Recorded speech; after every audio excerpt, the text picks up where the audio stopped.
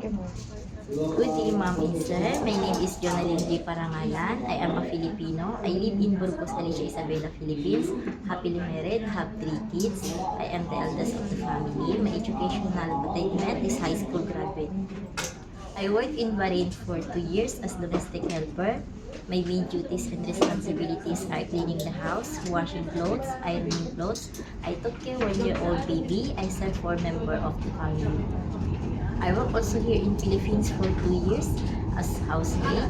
My duties and responsibilities are cooking, cleaning the house, washing clothes, ironing clothes, wash the dishes, and sometimes marketing, child care 4 years old.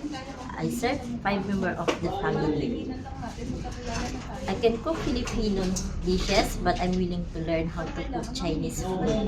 Mom and Sir, please give me a chance to work in Hong Kong. I will follow your rules. I will do my best to do my duties and responsibilities.